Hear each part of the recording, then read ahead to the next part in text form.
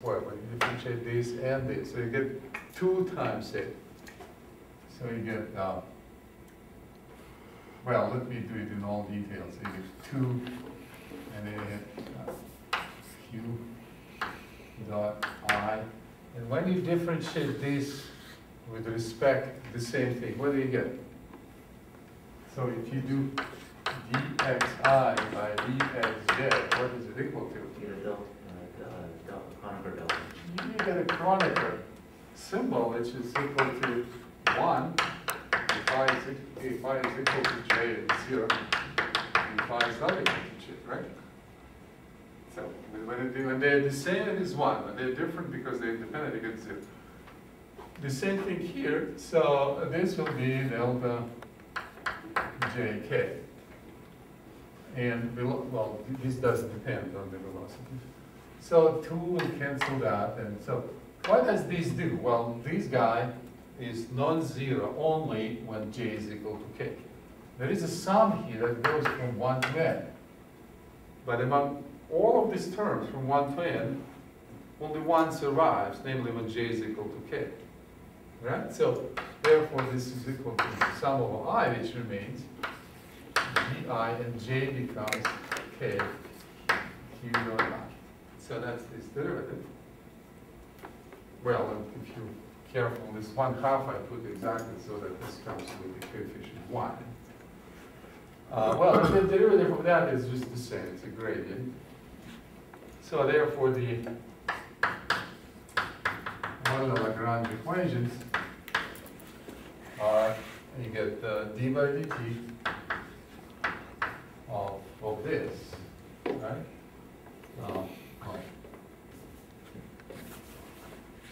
Right, so here, g I k,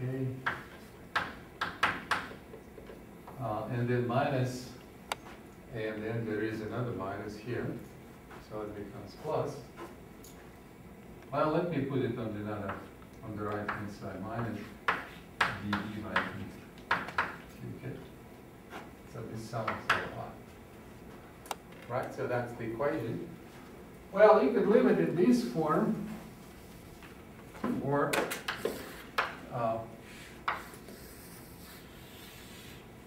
but it's a little more general than those equations.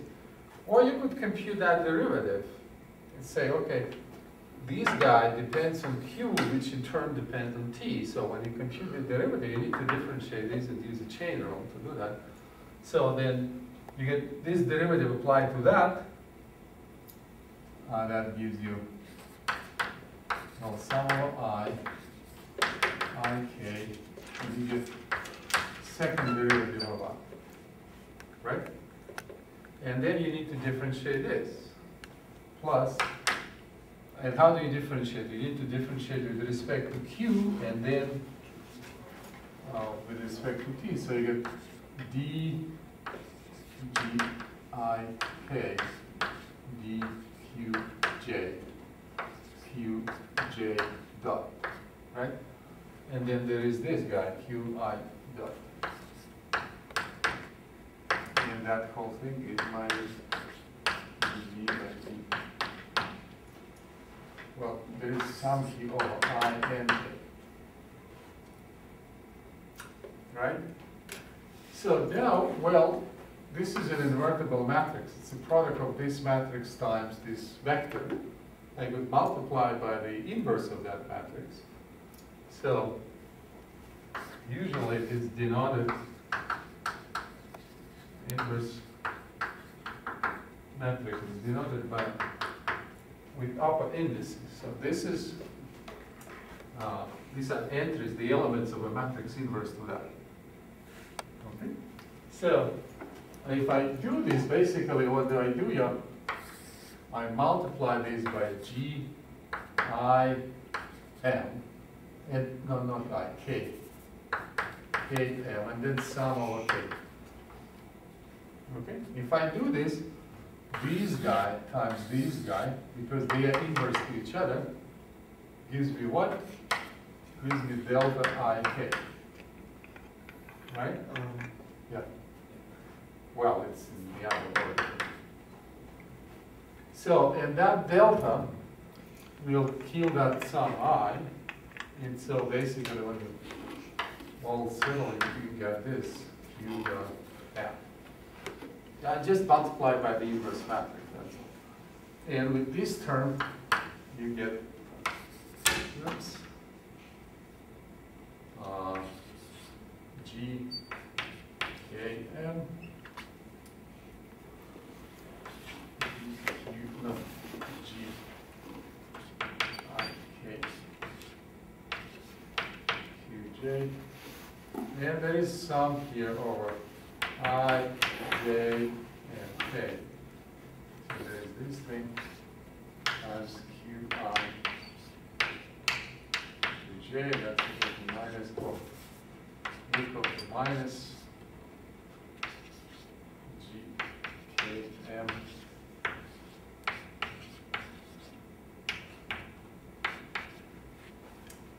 okay? So now look at this equation.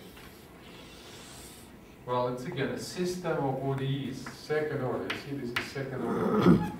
This is the acceleration. This is exactly like this. Well, if you set them equal to 1. That's second derivative equal, and that's the force. Whatever you put on the right-hand side, that's the force. So you have these guys, the acceleration is equal to, well, these, and then if you put that whole thing on the right-hand side, you also get it. So that is force, well, that force caused by the potential, but that force caused by the metric. So if you put it on the right-hand side, that acceleration is equal to the force, and that force depends on the velocities. This doesn't, but this does depend on the velocity. That's exactly the gravitational force, and that's basically how you can compute it. These, if you set this to 0, if there is no potential, this is exactly the equation of geodesics. We'll derive it in a little bit different form, but well, let me rewrite this. Well, let me rewrite here. One thing I want to say is, well, this thing is symmetric in I and J, which means that this also must be symmetric in I and J. And so, well, the same thing here. Well, you could leave it like that, but if you want to be a little more consistent, you need to put 1/2 and then add another term with I and J switched. So that will give you E, G, J, K, E, I times Q dot I, Q dot J is equal to minus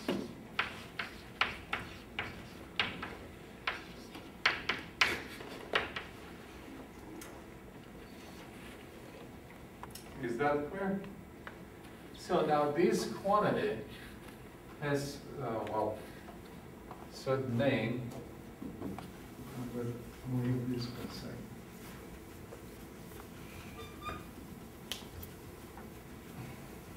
So in other words, a particle, free particle, with mass equal to 1 of the manifold moves along these trajectories. And we just call these, well, if you have a flat space, it moves along straight lines because the second derivative is equal to 0, that means it is a line. If it is not equal to 0, it's not a line, it's a curve. And that curve, well, it moves along the one on which the action is minimized, and basically the length is minimized. This will be the geodesics. This is the curve for which the action